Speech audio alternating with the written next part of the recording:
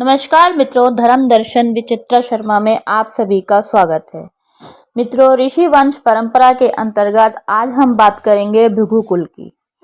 भृगुकुल, भृगु से भार्गव, च्यवन, औरव, आपुनवन, जमदग्नि, दधीचि आदि नाम से गोत्र चले। यदि हम ब्रह्मा के मानस पुत्र भृगु की बात करें तो वे आज से लगभग 9400 वर्ष पूर्व हुए थे। इनके बड़े भाई का नाम अंगिरा था।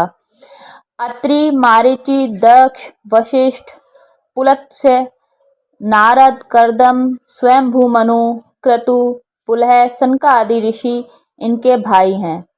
ये विष्णु के ससुर और शिव के साड़ू थे। महर्षि भृगु को भी सप्तऋषि मंडल में स्थान मिला है। पारसी धर्म के लोगों को अत्रि, भृगु और अंगिरा कुल का माना जाता है। पारसी धर्म के संस्थापक जरथुष्ट्र को ऋग्वेद के अंगिरा, बृहस्पति आदि ऋषियों का समकालिक माना गया है। पारसियों को धर्म ग्रंथ जैन अवेस्ता है, जो ऋग्वैदिक संस्कृत की एक ही पुरातन शाखा अवेस्ता भाषा में लिखा गया है। ब्रह्मा और सरस्वती से उत्पन्न पुत्र ऋषि सारस्वत थे। एक मान्यता के अनुसार पुरुरवा और सरस्वती से उत्पन्न पुत्र सरसवान थे। समस्त सारस्वत जाति का मूल ऋषि सारस्वत हैं। कुछ लोगों के अनुसार दधीचि के पुत्र सारस्वत ऋषि थे। दधीचि के पिता अथर्वा और अथर्वा के पिता ऋषि भृगु थे और भृगु के पिता ब्रह्मा। एक अन्य मान्यता अनुसार इंद्र ने अलम्बुशा नाम की एक अप्सरा को दधीचि का तप भंग करने के लिए भेजा। दधीचि इस समय देवताओं का तर्पण कर रहे थे। सुंदरी अप्सरा को देखकर उनका वीर्य रुसखलित हो गया और सरस्वती नदी ने उस वीर्य को अपनी कुक्षी में धारण किया तथा एक पुत्र के रूप में जन्म दिया, जो कि सारस्वत कहलाया। मान्यता है कि अत्रि लोग ही सिंधु पार करके पारस, जो आज का ईरान है, चले गए थे, जहां उन्होंने यज्ञ का प्रचार किया। अत्रियों के कारण ही अग्नि पूजकों के धर्म पारसी धर्म का सूत्रपात हुआ। जरथुस्त्र ने इस धर्म को एक व्यवस्था दी, तो इस धर्म का नाम जरथुस्त्र या जोराबियन धर्म पड़ गया। महर्षि भृगु की पहली पत्नी का नाम ख्याति था, जो उनके भाई दक्ष की कन्या थी। इसका मतलब ख्याति उनकी भतीजी थी। दक्ष की दूसरी कन्या सती से भगवान शिव का विवाह किया था। ख्याति से भृगु को 2 पुत्र दाता और विधाता मिले और एक बेटी लक्ष्मी का जन्म हुआ। लक्ष्मी का विवाह उन्होंने भगवान विष्णु से कर दिया। भृगु पुत्र धाता के अयाति नाम की स्त्री से प्राण के धोतिमान और धोतिमान के वर्तमान नामक पुत्र हुए। विधाता के नाम की स्त्री से मृकंड के मार्कंडेय और उनसे वेदश्री नाम के पुत्र हुए। पुराणों में कहा गया है कि इन्हीं से भृगु वंश आगे बढ़ा। भृगु ने ही भृगु संहिता की रचना की। उसी काल में उनके भाई स्वयंभू मनु ने मनुस्मृति की रचना की थी। भृगु के और भी पुत्र थे, जैसे उष्णा, च्यवन आदि। ऋग्वेद में भृगुवंशी ऋषियों द्वारा रचित अनेक मंत्रों का वर्णन मिलता है, जिसमें वेन, सोमाहुति, स्युमरश्मि, भार्गव, आरवी आदि का नाम आता है। भार्गव को अग्नि पूजक माना गया है। दाश यज्ञ युद्ध के समय भृगु मौजूद थे। भृगु ऋषि के 3 प्रमुख पुत्र थे, उष्णा, शुक्र और च्यवन। उनमें से शुक्र एवं उनका परिवार दैत्यों के पक्ष में शामिल होने के कारण नष्ट हो गया। इस प्रकार च्यवन ऋषि ने भार्गव वंश की वृद्धि की। महाभारत में च्यवन ऋषि का वंश क्रम इस प्रकार है: च्यवन पत्नी मनुकन्या अरुषि, औरव, औरव से ऋचिक, ऋचिक से जमदग्नि, जमदग्नि से परशुराम। भृगु ऋषि के पुत्रों में च्यवन ऋषि और उसका परिवार पश्चिम हिंदुस्तान में अनर्त देश से संबंधित था। उनस शुक्र उत्तर भारत के मध्य भाग से संबंधित था।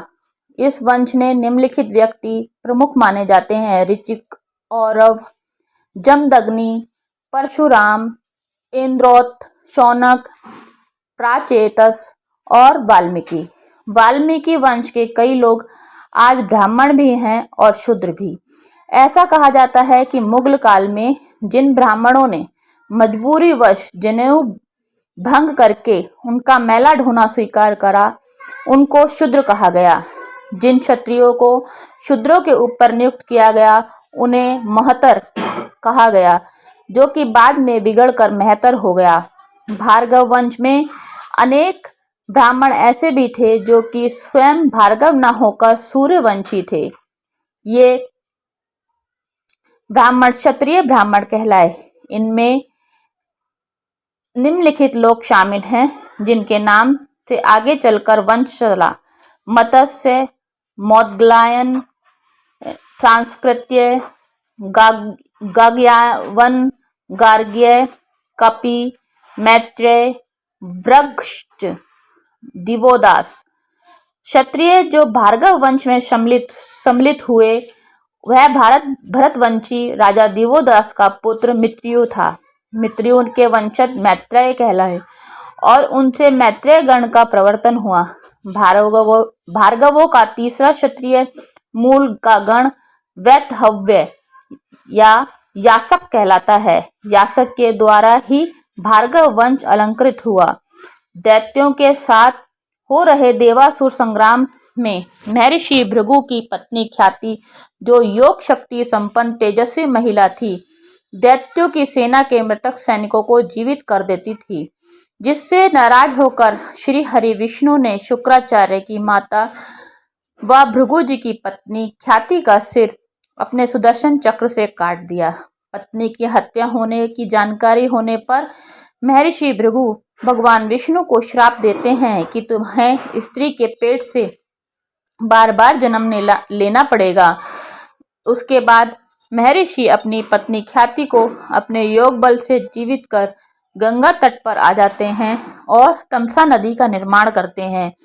धरती पर पहली बार महर्षि भृगु ने ही अग्नि का उत्पादन करना सिखाया।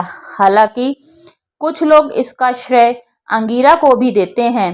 भृगु ने ही बताया था कि किस तरह अग्नि को प्रज्वलित किया जाता है और किस तरह हम अग्नि का उपयोग कर सकते हैं, इसलिए उन्हें अग्नि से उत्पन्न ऋषि मान लिया गया।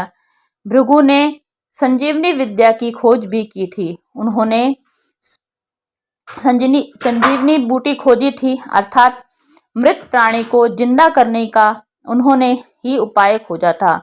परंपरागत रूप से यह विद्या उनके पुत्र शुक्राचार्य को प्राप्त हुई। भृगु की संतान होने के कारण ही उनके कुल और वंश के सभी लोगों को भार्गव कहा गया। हिंदू सम्राट हेमचंद्र विक्रमादित्य भी भृगुवंशी थे। भृगु गोत्रावली: गोत्र भृगु, वेद ऋग्वेद, उपवेद आयुर्वेद, शिखा दाहिना, पाद दाहिना, शाखा शाक्टायन, सूत्र अश्वलायन, देवता ब्रह्मा, छंद गायत्री। प्रवर इनके 3 या 5 माने जाते हैं। पहले 3 प्रवर भृगु, जामदग्नि, च्यवन। 5 प्रवर भार्गव, आपनवान, औरभ, च्यवन, जामदग्नि। आस्पद या उपाधि द्विवेदी, पांडे, चतुर्वेदी, मिश्र, उपाध्याय, तिवारी।